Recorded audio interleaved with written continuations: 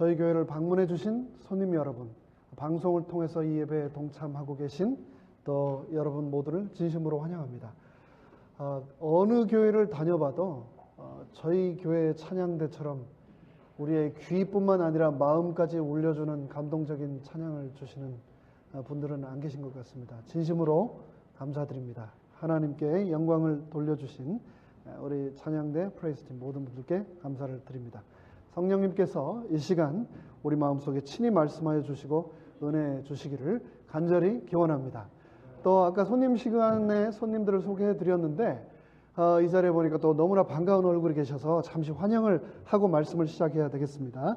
방학을 맞아서 고향을 찾아오신 우리 양재욱 장로님, 윤성미 집사님, 그리고 함께 오신 손님들, 우리가 다 함께 뜨거운 마음으로 환영의 박수를 드리도록 하겠습니다. 환영합니다. 함께 해주셔서 감사합니다. 오늘 아침 저희가 7월 조찬 기도회를 마치며 밥 먹으면서 제가 그런 말을 했었습니다. 저희 교회는 예쁘기도 한데 얼마나 시원한지 모르겠다고. 참 하나님 감사드립니다 했는데 그 말하고 조금 있다가 에어컨이 안 되기 시작하네요. 하나님께서 이열치열의 예배의 맛을 보여주시기 위해서 그러시지 않나 생각되는데요. 여러분 부채질 더우면 하시고 또 너무 더우면 조셔도 제가 전혀 오해하지 않겠습니다. 아버지의 품 안에서 은혜로운 특별한 시간 되시기를 간절히 기원합니다. 먼저 하나님의 말씀 요한복음 16장 33절을 다 함께 읽도록 하겠습니다. 시작. 이것을 너희에게 이름은 너희로 내 안에서 평안을 누리게 하려 함이라. 세상에서는 너희가 환난을 당하나 담대하라. 내가 세상을 이겼노라 하시니라. 내가 세상을 이겼노라 하시니라. 여러분은 좋은 소식하고 나쁜 소식이 있다면 어떤 거 먼저 들으시겠습니까? 네. 전쟁이 한참일 무렵 병사들이 보급품이 끊겨가지고 아주 곤란을 겪고 있었다고 합니다. 근데 어느 날 보급 장교가 와가지고 병사들에게 이렇게 말을 했다고 하네요. 지금부터 너희들에게 좋은 소식과 나쁜 소식을 전하겠다. 병사들은 무슨 말이 나올까 보급 장교의 입만 아주 열심히 쳐다봤는데 이렇게 말을 했습니다. 좋은 소식은 팬티를 다른 것으로 입게 될 거라는 것이다. 보급품이 떨어지고 전쟁터니까 얼마나 애로사항이 많았겠습니까? 한동안 속옷을 갈아입지 못한 병사들이 기뻐서 함성을 질렀습니다. 병사들의 흥분을 가라앉힌 보급 장교가 다시 이렇게 말을 했다고 합니다. 이번에는 나쁜 소식이다. 자, 지금부터 옆 사람과 팬티를 갈아입는다. 실시. 생각만 해도 너무 찝찝하고 참 이게 진짜 좋은 소식인가 그런 생각이 드는데요. 제가 결혼식과 안수식을 한국에서 옛날에 5년이라는 시간의 터울을 두고 같은 한 분의 선배 목사님을 통해 집례를 받았습니다. 두 예식 모두 축복의 예식인데도 불구하고 그분은 단 한 가지의 메시지를 저에게 주셨습니다.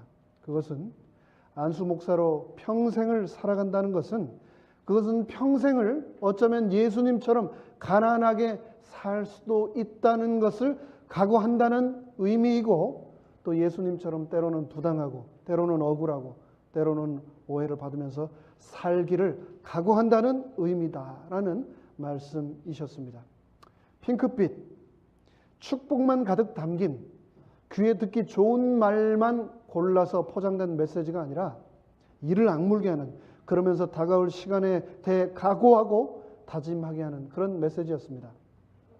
만사에는 좋은 면과 나쁜 면이 있는데도 불구하고 그분은 사랑하는 후배를 위해 저에게 각오해야 한다는 메시지를 그토록 강조하며 주셨던 겁니다. 요한복음 16장 저희가 시작하면서 읽었던 이 본문에서는 예수님이 제자들과 지상에서의 시간이 얼마 남지 않음을 아시고 그들에게 두 가지 소식, 즉 좋은 소식과 나쁜 소식이 있다라고 하면서 그 소식을 알려주셨는데 그 중에 주님은 나쁜 소식을 먼저 알려주셨습니다. 지난 3년간 예수님만 바라보고 예수님만 따라다니던 제자들에게 충격적인 앞날이 기다리고 있다라고 말씀하셨습니다. 곧 있으면 너희들은 유대 사회에서 쫓겨날 것이고 따돌림을 당하고 괴롭힘 당하고 손가락질 받고 심한 모욕과 놀림을 당할 것이다 라고 말씀하셨고, 그리고 마침내 너희는 다 붙잡혀 죽임을 당하게 될 것이다 라고 말씀하셨습니다. 사람들이 너희를 출회할 뿐 아니라 때가 이르면 무릇 너희를 죽이는 자가 생각하기를 이것이 하나님을 섬기는 예라 하리라. 그들을 핍박한 사람이 뭐라고요? 심지어 예수님의 제자들을 핍박하고 죽이면서 이것이 하나님을 위해 내가 최선을 다하는 것이라고 그들은 심지어 믿을 것이라고 예수님은 말씀을 하신 겁니다. 왜 이런 끔찍한 소식을 예수님이 제자들에게 하셨던 걸까요? 16장 4절은 이렇게 말합니다. 오직 너희에게 이 말을 이른 것은 너희로 그때를 당하면 내가 너희에게 이 말한 것을 기억나게 하려 함이라. 그런 일이 곧 닥칠 텐데 그때 당황하지 말아라. 내가 한 이 경고의 말을 기억하여라 라고 예수님이 말씀하신 겁니다. 저희 집에 저울이 3개가 있습니다. 딱 봐도 짐작하시겠지만 제가 나름 체중에 민감한 사람이라 저울이 3개가 있는데, 하나는 아날로그 저울이고 2개는 디지털 저울입니다. 근데 신기한 것은요, 똑같은 제가 올라가는데 저울 3개가 다 저에게 다른 몸무게를 말을 해 준다는 겁니다. 제가 그 중에서 어떤 저울을 쓸까요? 저를 가장 가볍다고 말해주는 코스트코에서 산 디지털 저울만 제가 씁니다. 무슨 말인가? 사람들은요, 사실을 듣기 원하지 않아요. 자기가 원하는 답을 듣고 싶어하는 말을 상대가 해주기를 원하는 겁니다.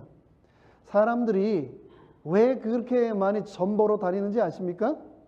앞날이 어떻게 될지 궁금해서 그럴까요? 아닙니다. 실상은 잘 될 거야. 네가 원하는 말을 내가 다 해줄게. 그것을 원하기 때문에 그토록 많은 사람들이 점을 보러 다니는 것 아닙니까?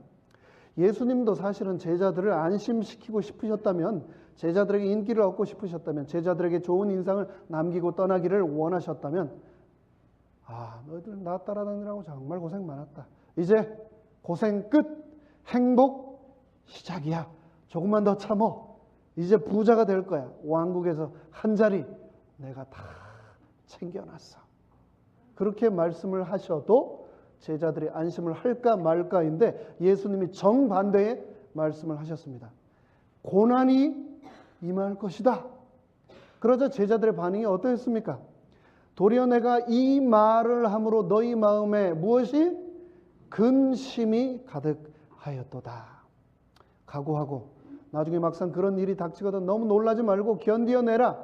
이 말씀에 제자들은 근심에 쌓이고 낙담을 하게 된 겁니다.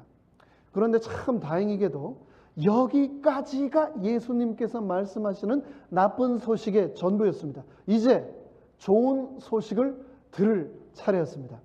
이제 곧 예수님은 제자들을 떠나 가시지만, 이별하는 것은 슬픈 일이지만 예수님께서는 내가 떠남으로 너희에게 성령 보혜사를 보내주시겠다고 약속하셨습니다. 그러나 내가 너희에게 실상을 말하노니 내가 떠나가는 것이 너희에게 유익이라. 내가 떠나가지 아니하면 보혜사가 너희에게로 오시지 아니할 것이요 가면 내가 그를 너희에게로 보내리니. 성령을 보내주시겠다는 겁니다. 파라클레토스, 내 곁에서 언제나 함께 하시고 나를 위로하시고 내 안에서 언제나 나를 도우시는 그 분을 보내주시겠다라고 하는 좋은 소식을 예수님께서 그들에게 주신 겁니다. 예수님의 이 소식, 좋은 소식과 나쁜 소식을 한번 아우러 보겠습니다. 나쁜 소식은 제자들이 겪게 될 어려움, 이것을 본문에서는 환난이라고 했습니다. 예수님을 믿는 사람은 환난을 당한다라고 말씀하셨습니다. 당할지도 모른다, 당할 가능성이 있다가 아니라 예수님은 벗어날 수도 없고 피할 수도 없고 기정사실로 숙명적으로 너희는 환난을 맞이할 것이다 라고 말씀을 하신 겁니다. 무릇 그리스도 예수 안에서 경건하게 살고자 하는 자는 무엇을 받으리라? 핍박을 받으리라고 분명하게 말씀하신 겁니다. 그런 피할 수 없는 환난을 당하면서 우리가 예수님을 그래도 왜 따라야 하는가? 그 이유를, 그 뒤를 이어서 요한은 다음과 같이 기록하고 있습니다. 세상에서는 너희가 환난을 당하나 담대하라. 내가 세상을 이기었노라. 예수님이 세상을 이기셨기 때문에 세상에서 비록 환난을 당할지라도 우리는 그분을 따라야 하는 것입니다. 세상을 이기신 그분께서는 내가 좌절하거나 실망 가운데 있는 것을 원치 않으십니다. 그분은 나에게 복을 주기를 원하십니다. 하나님은 내가 지경을 넓히기를 원하고 계십니다. 그러기 때문에 하나님께 더 큰 영향력을 달라고 하나님께 과감히 기도하시기 바랍니다. 하나님께 더 큰 복을 달라고 간구하시기 바랍니다. 이런 것들은 결코 이기적인 기도가 아닙니다. 성경은 우리가 구하지 않기 때문에 받지 못한다고 말씀하십니다. 너무나 많은 그리스도인들은 너무 많은 것을 요구하는 기도는 옳지 않다라고 잘못 생각을 하고 있습니다. 그러한 기도는 탐욕적이고 이기적인 기도일 것이라고 착각을 하고 있습니다. 하나님께서 이미 내 마음과 내 필요를 다 아시고 알아서 주시는데 내가 굳이 요구해야 하는가라고 생각을 하고 있습니다. 요청은 하되 아주 작게 조금만 기도를 하고 있는 겁니다. 하나님, 제가 아내와 헤어지지만 않게 해주세요. 하나님, 이번 달에 굶지만 않게 해주세요. 하나님, 우리가 아이가 학교에서 퇴학만 당하지 않게 해주세요.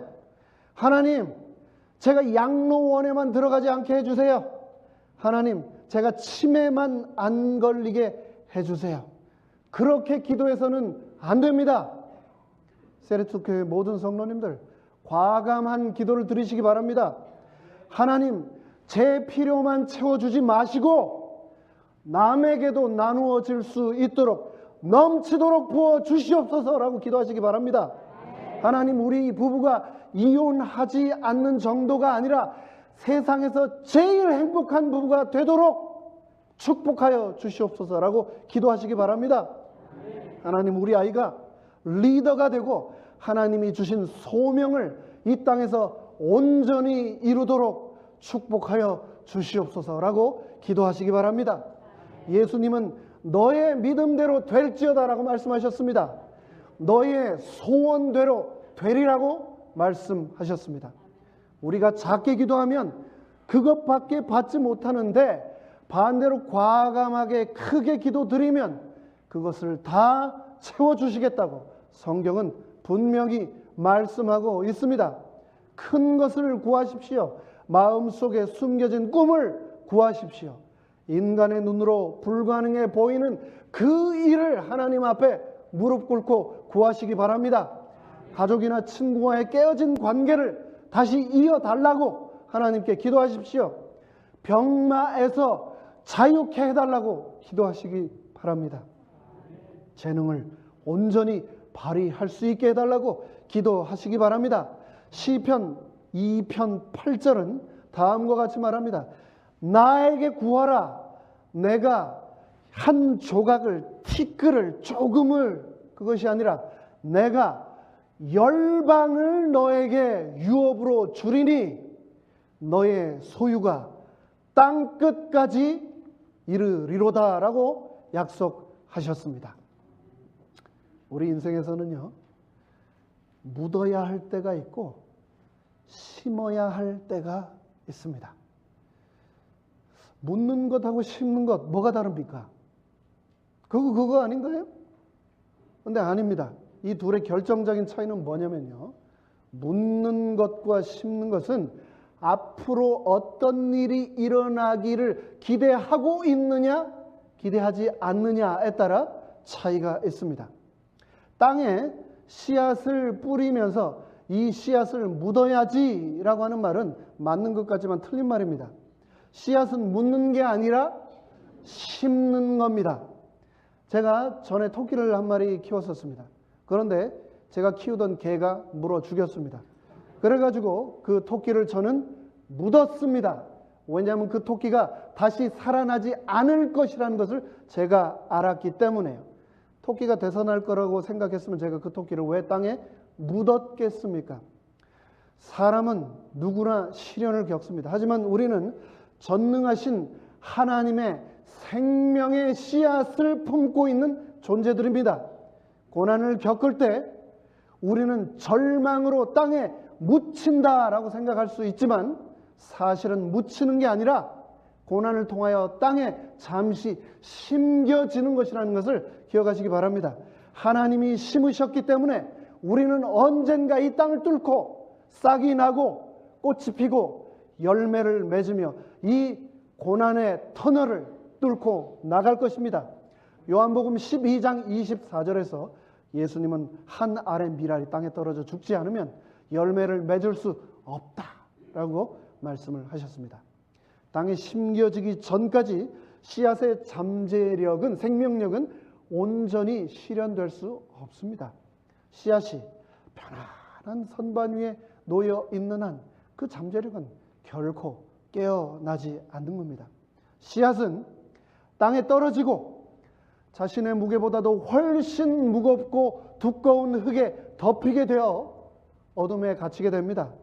그리고 그 위에 뿌려진 물에 의해 온 몸이 불어오르고 결국 그 씨앗은 터져버리지만 그 과정이 씨앗에게는 땅에 떨어져 죽는 과정이지만 결국 그 발화의 과정을 거쳐 외피가 벌어지고 뿌리가 내리고 땅 위로 솟아올라 꽃을 피우고 열매를 맺게 되는 겁니다. 영원할 것 같았던 고난의 터널의 시간을 지나면 씨앗인 우리는 그 땅을 뚫고 올라와 아름다운 초목으로 자라 하늘을 향해 치솟아 올라갈 것입니다. 당장은 힘들고 인생이 불공평하게 느껴지고 하나님으로부터 버림받아 내 자신이 묻혔다라는 생각밖에 안 들 수도 있지만 그래도 흙을 뚫고 나아가야 됩니다. 그 흙을 뚫고 내 안에 꿈틀대는 생명을 대지와 하늘을 향해 뿜어내야 하겠습니다. 사단은 말하기를 너는 나를 이길 수 없다. 나는 너보다 강하다. 너를 묻어버리고 말겠다. 라는 갖은 시련과 병마들을 통해서 우리를 가두려고 하지만 그럴지라도 내 안에는 하나님의 생명의 씨앗이 있음을 기억하시기 바랍니다. 비록 일자리를 잃고 저축해 둔 돈을 다 날릴